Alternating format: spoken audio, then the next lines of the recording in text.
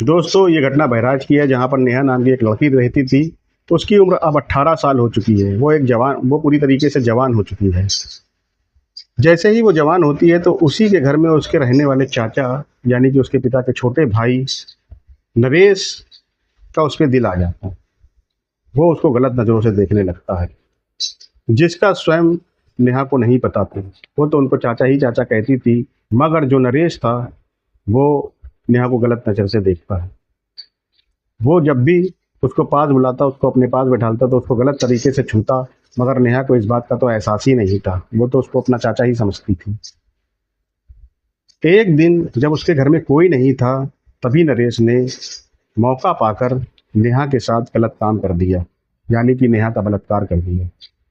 नेहा इस बात को लेकर बहुत ही ज़्यादा सदमे में चली जाती है। वो यही सोचती है कि मेरे चाचा ने ही मेरे साथ बलात्कार कर दिया। बहुत ज़्यादा दिल दुखला देने वाली घटना हुई थी ये, कि जो घर के रक्षक होते हैं वही अगर भक्षक बन जाए तो बहुत ही गलत बात हो जाती है एक लड़की के लिए। अब नेहा के साथ ऐसा ही हुआ था। वो बेचारी इस बात से बहुत ही ज़्यादा दुखी रहने लगी। वो जब भी अपने चाचा को देखती तो उससे दूर भाग जाती। ये इस तरह की बात को उसकी माँ संगीता ने गौर कर लिया, और उसकी माँ संगीता ये भी देखने लगी कि उसकी बेटी जो थी नेहा, वो आए दिन बहुत ही उदास उदास सी रहने लगी।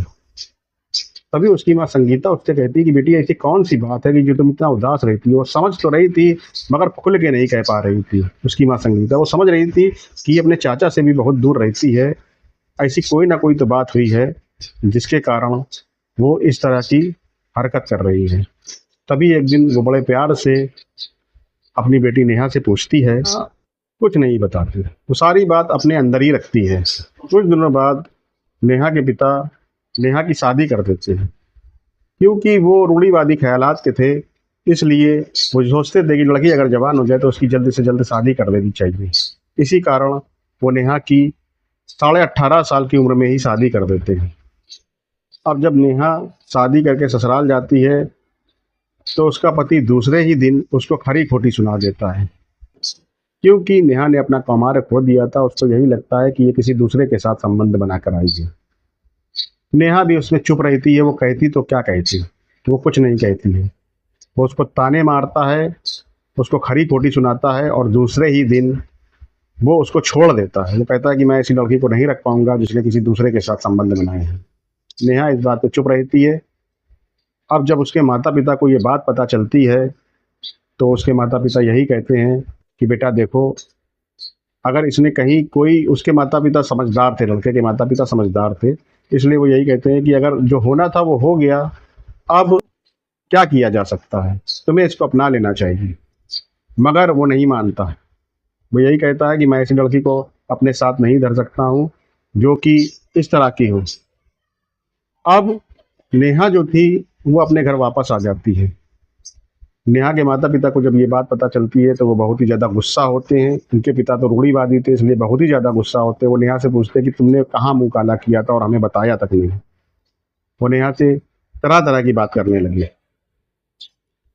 नेहा बेचारी क्या करती, वो ना बोलती तो सब गम अंदर ही अंदर झेलती रहती, मगर वो कुछ नहीं बोली। तभी 2 दिन बाद उसकी माँ ने, वो उसकी माँ समझ चुकी थी कुछ बातों को, बड़े ही प्रेम से पूछती कि बेटा तुम कुछ नहीं बताओगी तो बहुत बड़ी बात हो जाएगी। तभी नेहा उनको सब कुछ सच सच बता देती है और बहुत रोती है। उसकी माँ संगीता ये बात अपने पति को बताती है, और साथ ही साथ अपने सास ससुर को भी ये बात बताती है। पूरा घर उसके चाचा नरेश के पीछे पड़ जाता है। उसका बाप उसको बहुत मारता है। नेहा का बाप अपने भाई को बहुत मारता है और मार मार के घर से भगा देता है, क्योंकि उसको जेल भी नहीं भेजा जा सकता था। अगर उसके साथ कोई कार्रवाई कराई जाती तो घर की ही बदनामी थी। इसलिए उसको मार मार के घर से भगा दिया जाता है, और जो नरेश के पिता थे उसको अपनी संपत्ति से बेदखल कर देते हैं, उसको भगा दिया जाता है। खैर, ये घटना जो थी वो घट चुकी थी, मगर यहाँ पर नेहा का वही हाल था। वो उदास सी रहने लगी थी, क्योंकि उसके पति ने भी उसको छोड़ दिया था, और नेहा के माँ बाप भी अब क्या कहते। अब जो हो चुका था सो तो हो चुका था। अब इसमें किया भी क्या जा सकता था। इसलिए वो नेहा की ससुराल भी नहीं जाते हैं, उनसे कुछ कह सकें। शर्मिंदे वो लोग शर्मिंदा थे। वो लोग इस बात से शर्मिंदा थे कि अगर उनको सभी सारी सच्चाई भी बताई गई तो अपने ही घर की बदनामी है, इसलिए वो नेहा की ससुराल नहीं जाते हैं। अब यहाँ पर लड़की 3-4 महीने जब घर पे रहती है तो बहुत बड़ा बोझ बन जाती है लोगों के लिए, घर वालों के लिए नहीं, लोगों के लिए, आस पड़ोस वालों के लिए। आस पड़ोस के लोग उसे ताना मारने लगे, जाने क्या क्या कहने लगे। इसलिए नेहा एक दिन क्षुब्ध होकर, बहुत ही ज़्यादा दुखी होकर आत्महत्या करने का सोचती है और आत्महत्या करने के लिए वो निकल भी जाती है। वो पास ही में बनी एक नदी के पुल में चढ़ती है और छलांग लगाने वाली होती है, तभी एक लड़का आता है और उसे रोक लेता है। वो लड़का एक पत्रकार था। उस लड़के का नाम रवि था। वो उसको रोक लेता है और वो उसको उस हालत में उसके घर ले आता है। पहले तो वो पूछता है कि तुम्हारा घर कहाँ है, मगर वो बेसुध थी, वो कुछ नहीं बताती। तभी वो पुलिस वालों का सहारा लेता है। पुलिस वालों के सहारे के साथ वो उसको घर में छोड़ जाता है। अब जब वो उसको उसके घर में छोड़ते हैं तो वो लड़का उसका इस हरकत का कारण पूछता है, उसकी इस हरकत का कारण पूछता है। वो यही पूछता है कि ऐसा इसने क्यों किया। तभी आस पड़ोस के 2-4 लोग बताते हैं, कहते हैं कि ये बहुत ही दुर्भाग्यशाली है। जो अच्छे इंसान थे आस पड़ोस में, वो लोग बताते हैं, बुरे इंसान तो हमेशा बुरा ही करते हैं। वो बताते हैं बहुत ही दुर्भाग्यशाली है, बेचारी की शादी हुई और पति ने एक दिन बाद ही छोड़ दिया।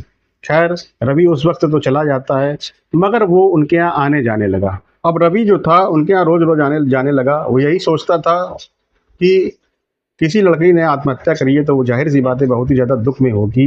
इसीलिए उस लड़की की अच्छी हालत के लिए वो उसके यहाँ रोज रोज आने जाने लगा। अब वो उसके यहाँ इतना आने जाने लगा कि उनके घर वालों से घुल मिल गया। तभी उनके घर वालों ने उसको सब कुछ, सारी दास्तान बता दी। तभी रवि उनसे कहता है कि इसमें इस बेचारी की क्या गलती है, जो गलती है नरेश की है और उसी के कारण ये सब हुआ है। और वो लगा इतना बेवकूफ़ था जिसने इससे शादी करी थी। जो होना था वो तो हो ही चुका था। एक अच्छी लड़की तुम्हें मिली थी। अगर तुम्हें अपने जीवन को सुधार करना था तो इसको बात को आगे बढ़ाते, उस बात को भूल कर। मगर उसने ऐसा नहीं किया, ये उसकी बहुत बड़ी गलती है।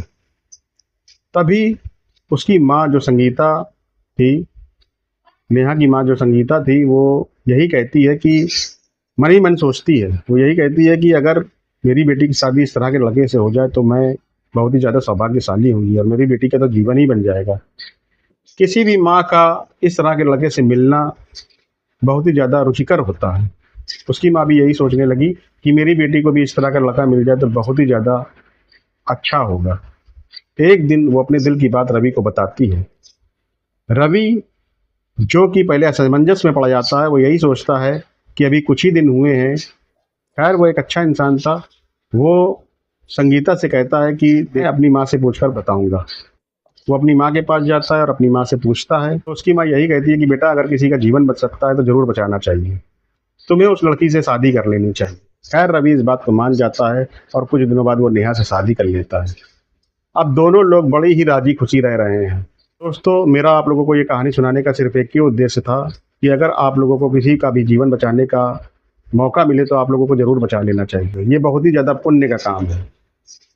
अंत में मैं आप लोगों से विदा लेते हुए बस यही कहना चाहूँगा कि मेरे चैनल को सब्सक्राइब कर दें और मेरी वीडियो को लाइक और शेयर करें, जिससे मेरा उत्साह बढ़ता रहे। नमस्कार, जय हिंद।